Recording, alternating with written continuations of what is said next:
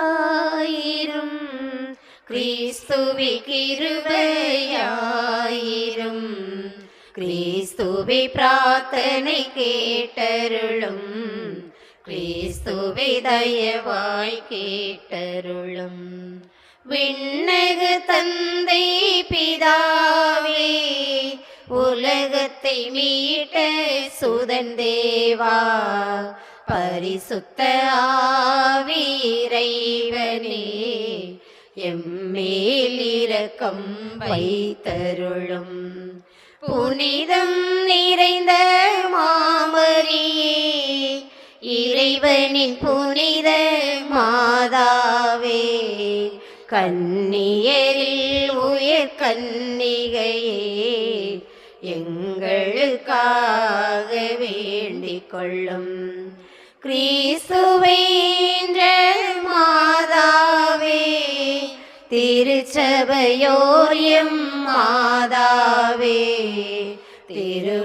திருவருட்கொடைகளின் மாதாவே எங்களுக்காக வேண்டிக் கொள்ளும் மகா பரிசுத்த மாதாவே பழுதற்ற கன்னி மாதாவே மாசற்ற கன்னி மாதாவே எங்களுக்காக வேண்டிக் கொள்ளும் கன்னிமை வள்ளுவா மாதாவே பேரன்பிற்குரிய மாதாவே பெரும்பிய பான மாதாவே எங்களுக்காக வேண்டிக் கொள்ளும்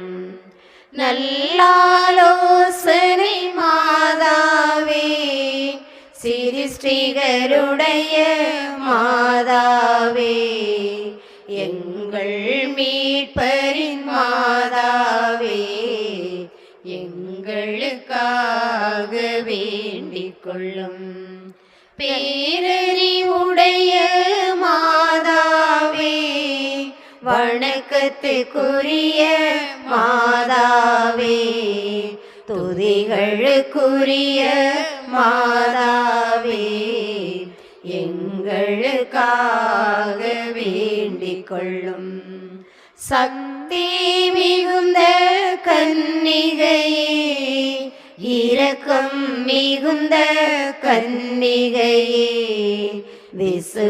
விசுவாசியான கன்னிகையே எங்களுக்காக வேண்டிக் கொள்ளும் தருமத்தினுடைய கண்ணாடியே ஞானத்தின் நல்ல இருப்பிடமே எங்கள் மகிழ்வின் காரணமே எங்களுக்காக வேண்டிக் கொள்ளும் ஞானம் மிகுந்த பாத்திரமே மகிமை விளங்கும் பாத்திரமே உன்னத பக்தியின் பாத்திரமே எங்களுக்காக வேண்டிக் கொள்ளும் மறைபொருளான ரோஜாவே தாவீது அரசரின் கோபுரமே தங்கமயமான கோபுரமே எங்களுக்காக வேண்டிக் கொள்ளும் தங்கமயமான ஆலயமே வாக்கு தத்தத்தினல் பெட்டகமே வானக எழில் மிகு வாசலே எங்களுக்காக வேண்டிக் கொள்ளும் விடியற் காலத்தின் விண்மீனே வியாதியுற்றோருக்கு ஆரோக்கியமே பாவியர் யாவர்க்கும் அடைக்கலமே எங்களுக்காக வேண்டிக் கொள்ளும் துன்புறுவோருக்கு தேற்றரவே கிறிஸ்தவருடைய சகாயமே சம்மனசுக்களின் ராக்கினியே எங்களுக்காக வேண்டிக் கொள்ளும். பிதா பிதாக்களின் ராக்கினியே தீர்க்கதரிசிகளின் ராக்கினியே அப்போஸ்தலர்களின் ராக்கினியே எங்களுக்காக வேண்டிக் கொள்ளும். மறை சாட்சியரின் ராக்கினியே துதியர்களுடைய ராக்கினியே கன்னியருடைய ராக்கினியே எங்களுக்காக வேண்டிக் கொள்ளும். புனிதர்களுடைய ராக்கினியே பிறவி பாவமற்ற ராக்கினியே விண்ணேற்படைந்த ராக்கினியே எங்களுக்காக வேண்டிக் கொள்ளும்.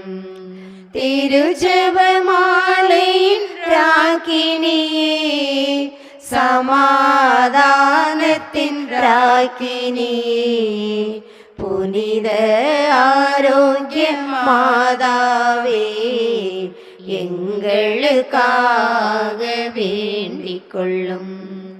உலகின் பாவங்களை போக்கும் உத்தம இறைவனின் செம்மறியே எங்கள் பாவங்கள் பொறுத்தருளும் எங்கள் பாவங்கள் பொறுத்தருளும். உலகின் பாவங்களை போக்கும் உத்தம இறைவனின் செம்மறியே எங்கள் மன்றாட்டை கேட்டருளும் எங்கள் மன்றாட்டை கேட்டருளும். உலகின் பாவங்களை போக்கும் உத்தம இறைவனின் செம்மறியே எம்மேல் இரக்கம் வைத்தருளும் எம்மேல் இரக்கம் வைத்தருளும்.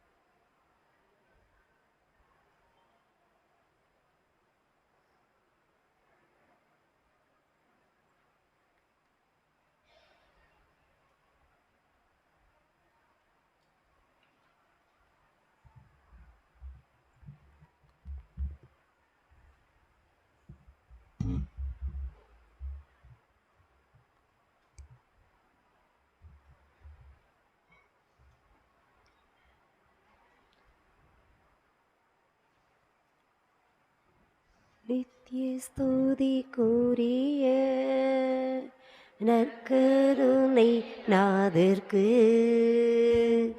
எத்திசையும் புகழை சாற்றிடுவோம் வாருமே. நித்திய ஸ்துதிக்குரிய நற்கருணை நாதர்க்கு எத்திசையும் புகழை சாற்றிடுவோம் வாருமே. நித்திய ஸ்துதிக்குரிய நற்கருணை நாதர்க்கு எத்திசையும் புகழை சாற்றிடுவோம் வாருமே. என் மனம் பாடும் பாடலிது தேவா, என்னுள்ளே தீரா தாகமிது நாதா. என் மனம் பாடும் பாடலிது தேவா, என்னுள்ளே தீரா தாகமிது நாதா. நீ தரும் நேசம் நினைவினில் வாழும், நீ தரும் நேசம் நினைவினில் வாழும். நிலையில்லா பனி போல என் சோகம் மாறும். என் மனம் பாடும் பாடலிது தேவா, என்னுள்ளே தீரா தாகமிது நாதா. நினைவெல்லாம் மலராக நீ மலர்ந்தாய், நிம்மதி நீ கொணர்ந்தாய்.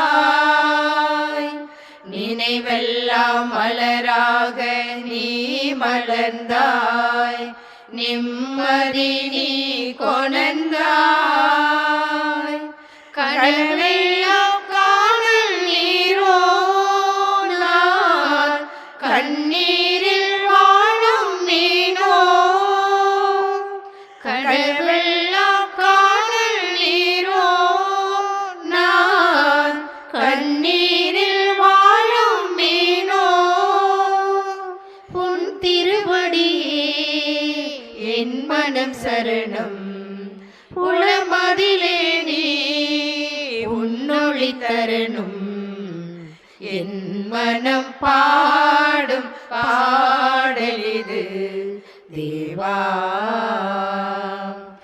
என்னுள்ளே தீர தாகமிது நாதா.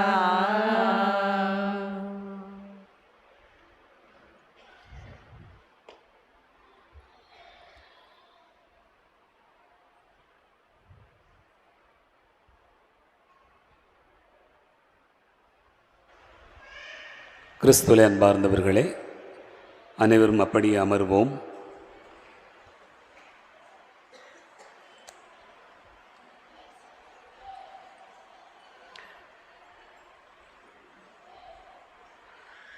தமிழர் திருநாளாம் பொங்கல் திருநாளை கொண்டாடி மகிழ்ந்து கொண்டிருக்கக்கூடிய இந்த வேளையில்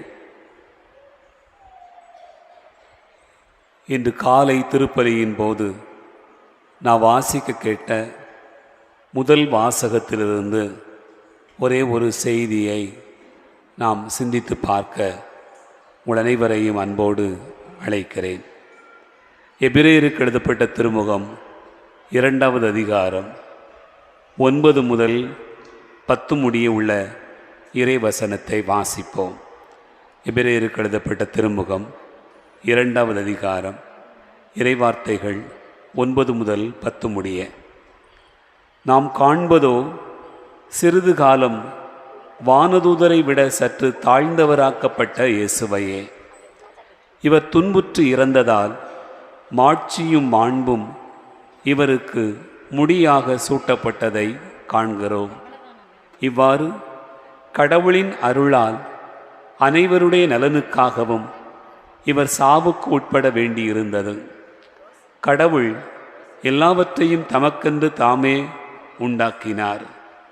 அவர் மக்கள் பலரை மாட்சியில் பங்கு கொள்ள அழைத்து செல்ல விரும்பிய போது அவர்களது மீட்பை தொடங்கி வழி நடத்துபவரை துன்பங்கள் மூலம் நிறைவுள்ளவராக்கினார்.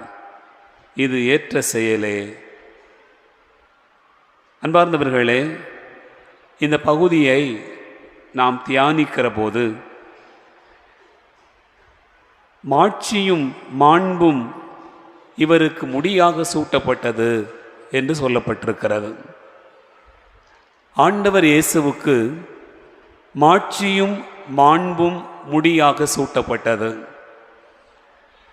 இந்த மாண்பும் மாட்சியும் எதிலிருந்து அவருக்கு சூட்டப்பட்டது என்றால், அவர் துன்பங்களை ஏற்றுக்கொண்டதன் வழியாக அவருக்கு கொடுக்கப்பட்டது என்று சொல்லப்பட்டிருக்கிறது. இந்த மாட்சியில் நாம் எல்லோரும் பங்கு பெற வேண்டும் என்று ஆண்டவர் விரும்புகிறார். ஆகவே நாம் எல்லோரும் பங்கு பெறும் பொருட்டு கடவுள் என்ன செய்தார் என்றால், இந்த துன்பத்தை நம் ஆண்டவர் இயேசு கிறிஸ்துவுக்கு தந்தருளினார் என்று பார்க்கிறோம். அன்பார்ந்தவர்களே, நம்முடைய வாழ்க்கையின் பயணத்தில் எப்போதுமே மாட்சி என்று சொன்னால், மகிமை என்று சொன்னால், மாண்பு என்று சொன்னால் அது ஒரு வெற்றியை குறிக்கிறது, ஒரு நிறைவை சொல்லுகிறது, முழுமையை நோக்கிய ஒரு பயணத்தை அது நமக்கு குறிப்பிடுகிறது. அப்படி என்றால் இந்த வெற்றியை, இந்த முழுமையை, இந்த மாட்சியை அடைய வேண்டும் என்று சொன்னால் நமக்கு இருக்க வேண்டிய ஒரே வழி என்னவென்று சொன்னால், வாழ்வில் வரக்கூடிய துன்பங்களை ஏற்றுக்கொண்டு பயணிப்பது. அன்பார்ந்தவர்களே, பந்தயத்தில் ஓடுகிற ஒருவர் வெற்றியடைய வேண்டும் என்று சொன்னால் ஏறி அமர்ந்தவுடனே குதிரை பந்தயத்தில் ஜெயிக்க முடியாது. அதற்கான பயிற்சி ஏராளமாக இருக்கிறது. அந்த பயிற்சியில் அவர் விழுகிறார், எழுகிறார், அடிபடுகிறார், பலவிதமான தியாகங்களை செய்கிறார்.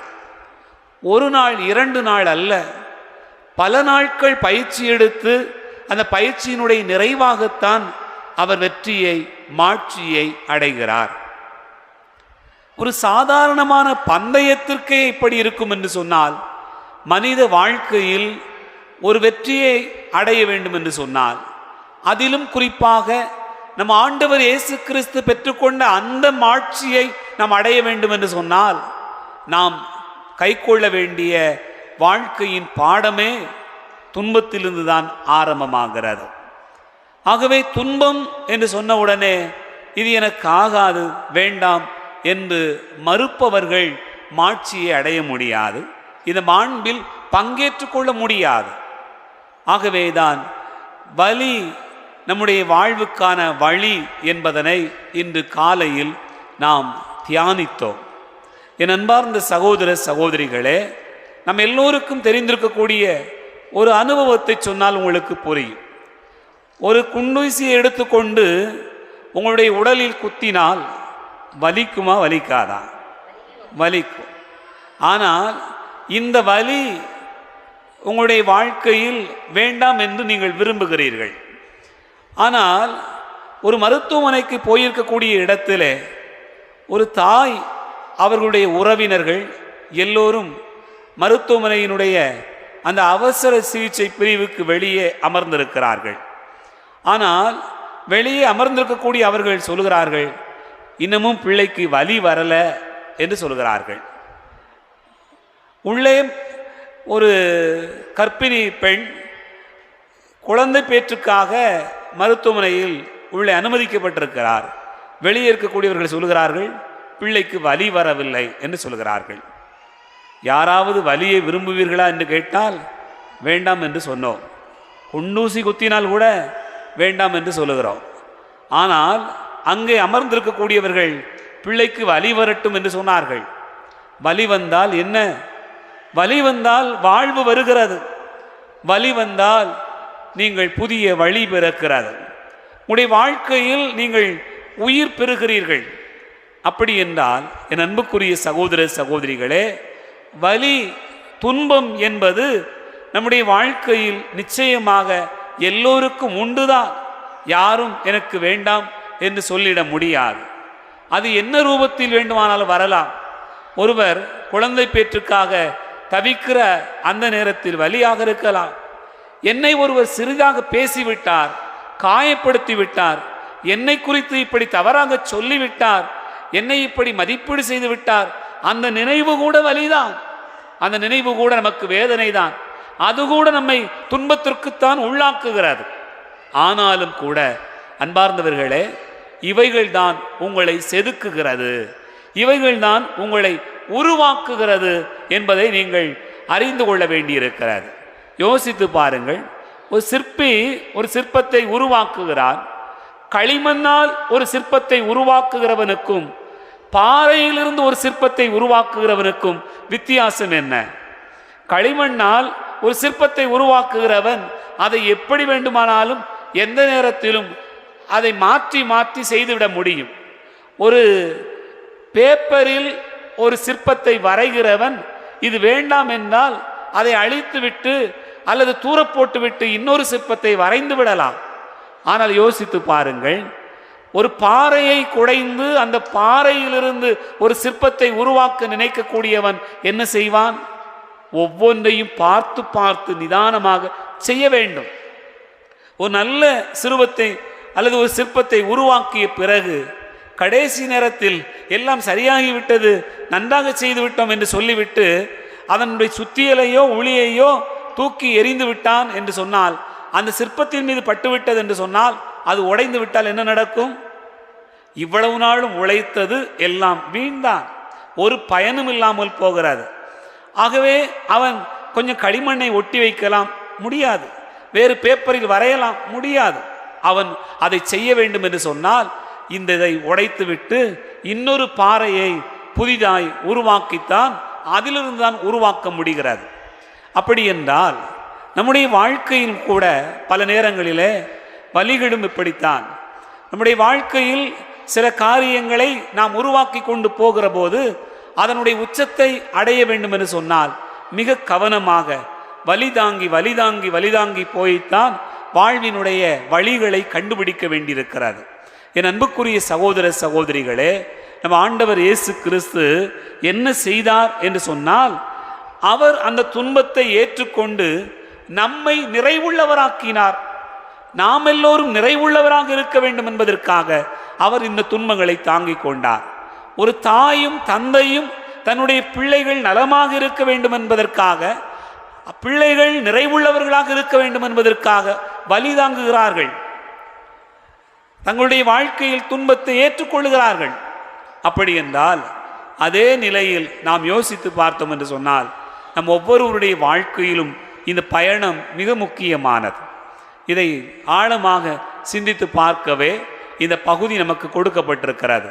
ஆகவே நிறைவுள்ளவராக மாறுவதற்காக துன்பத்தை ஏற்றுக்கொண்ட நம் ஆண்டவர் இயேசு கிறிஸ்துவை பின்பற்றுகிற நாம் நம்முடைய வாழ்க்கையிலும் வரக்கூடிய துன்பங்கள், பாடுகள், வலிகள் எல்லாமே நம்மை நிறைவுள்ளவராக்குவதற்காக இறைவன் தந்த வாய்ப்பு என்பதை ஆழமாக மனதில் பதித்துக் கொள்வோம். அதற்காக இந்த வேளையிலே செபிப்போம். ஒரு நிமிடம் கண்களை மூடுவோம், கரங்களை குவைப்போம், ஆண்டவருடைய பிரசன்னத்தில் செபிப்போம். எங்கள் அன்பின் பரலோக பிதாவே, உம்மை போற்றுகிறோம், புகழ்கிறோம், உமக்கு நன்றி கூறுகிறோம். ஆண்டவரே, இந்த பொங்கல் திருநாளில் இன்று காலை முதலே எத்தனையோ நிகழ்வுகளில் நாங்கள் பங்கேற்றிருக்கிறோம். குறிப்பாக உம் திருப்பலி பீடத்தின் முன்பாக அமர்ந்து உமது வார்த்தையை கேட்டு உமது உடலையும் இரத்தத்தையும் உண்டு பெருகினோம். அதன் பிறகு எங்களுடைய மகிழ்ச்சியினுடைய அடையாளமாக எங்களுடைய வாழ்வில் பெற்றுக்கொண்ட புத்தரிசிகளை கொண்டு வந்து அடையாளமாக பொங்கல் வைத்து மகிழ்ந்து கொண்டாடினோம். ஆண்டவரே, அதன் பிறகு இன்று மாலையில் நடைபெற்ற கோல போட்டியிலே எங்களுடைய பங்கேற்பை செய்து நாங்கள் மகிழ்ந்திருக்கிறோம், இணைந்திருக்கிறோம், ஒன்றுபட்டிருக்கிறோம், உறவை வளர்க்கிறோம். எங்களுக்குள்ளாக வேறு எந்த வேறுபாடும் இல்லாமல் இணைந்து நிற்கிறோம் என்கிற ஒரு உறவை வெளிப்படுத்துகிற நிலையில் இந்த நாள் கொண்டாட்டங்களை அமைத்து கொண்டோம். இதோ இந்த நாளினுடைய இறுதி வேளையில் ஆண்டவரே, எவ்வளவு கடந்து வந்தாலும் நீர் இல்லை என்றால் ஒன்றுமே இல்லை. உமது பிரசன்னம் இல்லை என்று சொன்னால் எங்களுடைய வாழ்க்கையில் என்னதான் இருக்கிறது? ஆண்டவரே, உமது அன்பு ஒன்றே எங்களுக்கு போதுமானது, உமது உடனிருப்பு ஒன்றே எங்களுக்கு போதுமானது. அதைவிடவும் சிறந்த பரிசுகள் எங்களுக்கு உண்டா? உம்மை நாங்கள் பற்றி கொள்வதை விடவும் பேரானந்தம் பெருமகிழ்ச்சி ஏதாவது உண்டா? இந்த நாளிலே ஆண்டவரே அப்படியாக உணர்ந்து பார்க்கிறோம். எவ்வளவாய் நீர் எங்களை நேசிக்கிறீர், எவ்வளவாய் நீர் எங்களை அன்பு செய்கிறீர். உமது அன்புக்கு முன்பாக நாங்கள் ஒன்றுமே இல்லை. ஆண்டவரே, உமது அன்பை நினைக்கிறோம், உமக்கு நன்றி கூறுகிறோம். எங்களை ஆசிர்வதியும். நற்கருணையில் எழுந்தருளிருக்கக்கூடிய எங்கள் அன்பின் பரலோக பிதாவே, இதோ இந்த வேளையில் உம்மை பார்த்து செபிக்கிறோம். இயேசுவே, எங்கள் அன்பு தகப்பனே, எங்களை காப்பவரே, எங்கள் உடன் இருப்பவரே, எங்களை வழி நடத்துகிறவரே, இதோ இந்த நாளிலே எங்களோடு கூட இருப்பீராக, எங்களை ஆசீர்வதிப்பீராக. எங்களுடைய வாழ்க்கையில் எத்தனையோ வகையான சவால்கள் இருக்கிறது, போராட்டங்கள் இருக்கிறது, கவலைகள் எங்களை வாட்டுகிறது, வருத்தங்கள் எங்களுக்குள் நிரம்பி இருக்கிறது. ஆண்டவரே, இதை யாரிடம் போய் சொல்வோம்? யார் கேட்பார்? யார் எனக்கு உதவுவார்? யாரிடத்திலாவது சொல்லி நான் ஆறுதல் அடையலாம் என்று நினைத்தால், அது யாருக்காவது தெரிந்துவிட்டால் நான் என்ன செய்வேன் என்கிற மனப்போராட்டத்தில் இந்த நாளிலே உமது பாதத்தில் நிற்கிறேன். எங்கள் எல்லோரையும் ஆசீர்வதிப்பீராக. என் குடும்பத்தின் கவலைகளை ஒப்புக் கொடுக்கிறேன். என் பிள்ளைகளுக்கு நல்ல படிப்பை தாரும், நல்ல ஞானத்தை தாரும், ஒழுக்கத்தை தாரும், கீழ்ப்படிதலை தாரும். பெற்றோருக்கு பயந்த பிள்ளைகளாக, கீழ்ப்படிதல் உள்ள பிள்ளைகளாக, அவர்களை மதித்து நடக்கிற பிள்ளைகளாக, அன்பு பிள்ளைகள் வாழ்வார்களாக. ஆண்டவரே, இதோ குடும்பத்தினுடைய கடன் சுமைகளை உமது பாதத்தில் ஒப்புக் கொடுக்கிறோம். இந்த கடனை எப்படி அடைத்து முடிப்பேன்? தை பிறந்தால் வழி பிறக்கும் என்று சொன்னார்களே. ஆண்டவரே, இந்த நாளில் அப்படி எங்களுக்கு ஒரு வழி பிறக்காதா? என் கடன் சுமைகள் தீராதா? உம்மை நோக்கி ஏறெடுத்து ஒப்புக் கொடுத்து செபிக்கிறோம். ஆண்டவரே, இந்த நாளில் என் குடும்பத்தில் இருக்கக்கூடிய கவலைகளை ஒப்புக் கொடுக்கிறேன். குறிப்பாக கணவர் வெளிநாடுகளில், வெளி ஊர்களில் வேலை பார்க்கிற வேளையில் அவர்களுடைய தியாகத்தையும் உழைப்பையும் அவர்கள் எடுக்கக்கூடிய முயற்சிகளையும் கண்ணோக்குவீராக. குடும்பத்தில் இருந்து கொண்டு எத்தனையோ பாரங்களை தானே சுமந்து கொண்டு திரிகிற அன்பு தாய்மார்களை ஒப்புக் கொடுக்கிறேன். ஆண்டவரே, சொல்ல முடியவில்லை, வெளியே பேச முடியவில்லை, நல்ல வருமானம் வந்த பிறகும் கூட குடும்பத்தில் அமைதி இல்லை, நிம்மதி இல்லை, பலவிதையான போராட்டங்கள் எங்களை நெருக்குகிறது என்று சொல்லி மனப்போராட்டத்தில் இருக்கக்கூடிய தாய்மார்கள், உங்களுடைய வாழ்க்கையில் கிடைக்கிற கொஞ்ச நேரமாவது ஆண்டவரே உமது பாதத்தில் இருப்பது எவ்வளவு ஆனந்தமானது. உமது பாதத்தில் அமர்ந்து இறைவார்த்தையை கேட்பது, உமது திருமுகத்தை பார்த்து கொண்டிருப்பது, இதோ இந்த பாடலை பாடிக்கொண்டிருப்பது, இதோ இந்த பிரார்த்தனையில் கலந்திருப்பது, அப்படியாய் உமது முகத்தை கண்டு ஆறுதல் அடைவது எவ்வளவு பேரானந்தமாய் இருக்கிறது என்று சொல்லி கண்ணீரோடு கூட உமது பாதத்தில் இருக்கக்கூடிய பிள்ளைகளை கண்ணோக்குவீராக. ஆண்டவரே, மகளை திருமணம் முடித்து கொடுத்தேன், ஆனால் குடும்பத்தில் நல்ல காரியங்கள் இன்னமும் நடைபெறாமல் இருக்கிறது. பிள்ளைகளுக்கு வேண்டிய குழந்தை பாக்கியம் இல்லாமல் தவிக்கிறோம், குடும்பத்தில் அமைதி இல்லாமல் தவிக்கிறோம், கட்டி கொடுக்கப்பட்ட இடத்துல ஆறுதல் இல்லாமல் தவிக்கிறோம். பல நேரங்களிலே பேய் பிசாசுகளின் கட்டுகளினால், தீமையின் கட்டுகளினால் ஒரு இடத்தில் இருக்க முடியாமல் வெவ்வேறு இடமாய் மாறிக்கொண்டிருக்கக்கூடிய பிள்ளைகளை நீர் கண்ணோக்குவீராக. ஆறுதலின் தெய்வமே, எங்கள் அன்பான தந்தையே, நீர் எங்களோடு கூட இருப்பீராக, எங்களை ஆசீர்வதிப்பீராக. இந்த நாளிலே படிக்கிற பிள்ளைகளுக்கான ஞானத்தை தார், ஆசீர்வாதமான காரியங்களை தார். ஆண்டவரே, உம்மை நோக்கி கூக்குரலிட்ட ஏராளமான மனிதர்கள், உம்மை நோக்கி மன்றாடிய பிள்ளைகளை நீர் கண்ணோக்கினீரே. இதோ கானானிய பெண் உமக்கு பின்னால் கத்திக்கொண்டே வந்தார். பிள்ளைகளுக்குரிய உணவை எடுத்து நாய்க்குட்டிகளுக்கு போடுவது முறையா என்று கேட்டீர். ஐயா, மேசையிலிருந்து விழக்கூடிய ஒரு சிறு துண்டுகளை கூட நாய்க்குட்டிகள் தின்னுமே என்று சொல்லிக்கொண்டு தன் விசுவாசத்தை வெளிப்படுத்தினார். ஆண்டவரே, அப்படித்தான் இருக்கிறோம் நாங்களும் கூட. ஆண்டவரே, உமது கரங்களிலிருந்து விழுகிற சிறு துண்டுகள் போதும். ஆண்டவரே, உமது கை கரங்களிலிருந்து விழக்கூடிய சின்ன சின்ன காரியங்கள் எங்களுக்கு போதும். நீர் அளவாய் தந்தாலும் போதும், அதுவே எங்களுக்கு பெரும் ஆசீர்வாதம். ஆண்டவரே, எங்களை ஆசீர்வதி, வழி நடத்து. இந்த வேளையிலே, இந்த நாளிலே செபிக்கிற எல்லா பிள்ளைகளையும் ஏறெடுத்துக் கொள்ளும், ஆசீர்வதி. கண்ணீரோடு கூட செபிக்கிற பிள்ளைகளுக்கு துணையாய் இருப்பீராக, ஆறுதலாய் வந்தருள்வீராக. ஆண்டவரே, உம்மை தேடுவோருக்கு ஒரு நன்மையும் குறைவுபடாது என்று சொன்னீரே. உம்மை தேடி வந்த ஏராளமான மக்கள் அத்தனை பேரும் தாகத்தோடு வந்தார்கள். ஆண்டவரே, உம்மை நாங்கள் அங்கே தேடிக்கொண்டிருந்தோமே, இந்த இடத்தில் இருப்பீர் என்று நினைத்து கொண்டிருந்தோமே என்றெல்லாம் வந்து சேர்ந்தார்கள். அத்தனை மக்களுடைய கவலைகளையும் கண்ணீரையும் தொட்டீர். உமது நிழல் பட வேண்டும், உமது விரல் பட வேண்டும், உமது துணிபட வேண்டும் என்று விரும்பினார்கள். அத்தனை பேரும் இளம் பெற்று கொண்டார்கள். இந்த நாளிலும் கூட ஜெபிக்கிறோம். ஆண்டவரே ஆசீர்வதி, ஆண்டவரே ஆசீர்வதி, எங்களை வழி நடத்து. உம்மை நோக்கி ஜெபிக்கிறோம். ஜெபம் கேளும் நல்ல பிதாவே, ஆமென். மாண்புயர்க்கீதம் பாடும்.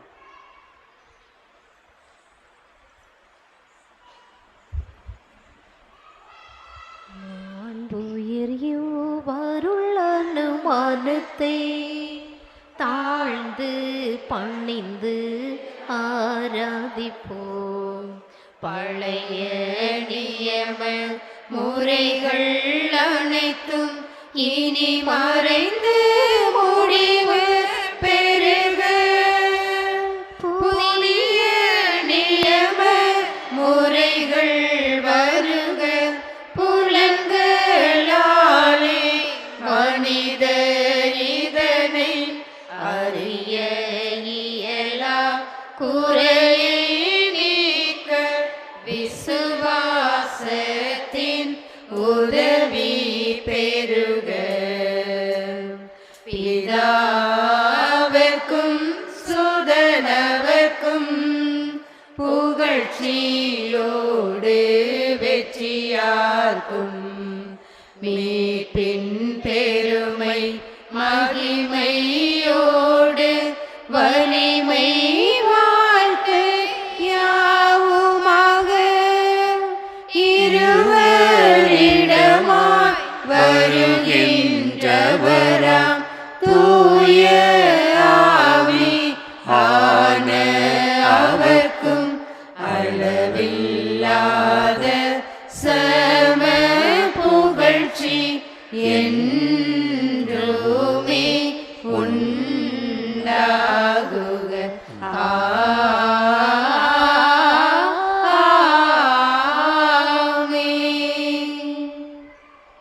பாதி நின்றவர்களுக்கு அப்பமளித்தீரே. இனிமையெல்லாம் தன்னகத்தில் கொண்ட அப்பம் இதுவே. ஜெபிப்போமாக. இறைவா, இந்த வியப்புக்குரிய திருவருள் சாதனத்தில் உம்முடைய திருப்பாடுகளின் நினைவை எங்களுக்கு விட்டு சென்றி உமது திருவுடல் திருரத்தமாக இவற்றின் மறைபொருளை வணங்கும் நாங்கள் உம்மீட்பின் பலனை இடைவிடாமல் அனுபவிக்கருள் புரியுமாறு என்றென்று வாழ்ந்து ஆட்சி செய்கின்ற உம்மை மன்றாடுகிறோம்.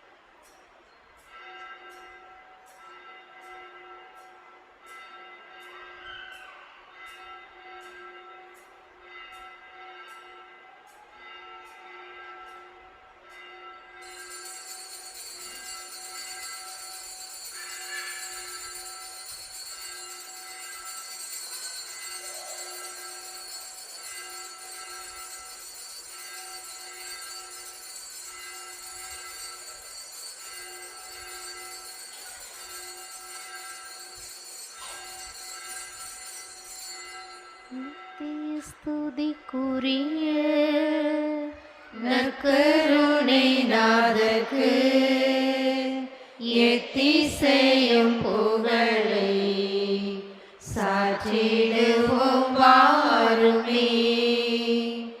எத்திசையும் புகழை சாற்றிடுவோம் வாருமே.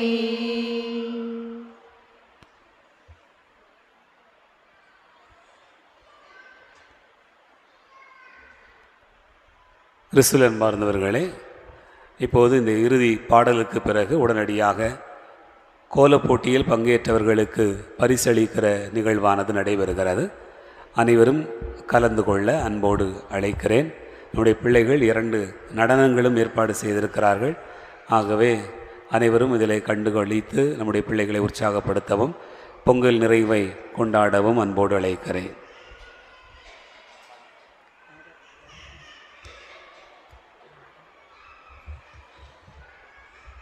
ஞானம் நிறை கன்னிகையே, நாதனை தாங்கிய ஆலயமே, ஞானம் நிறை கன்னிகையே, மாண்புயர் 7 தூண்களுமாய்,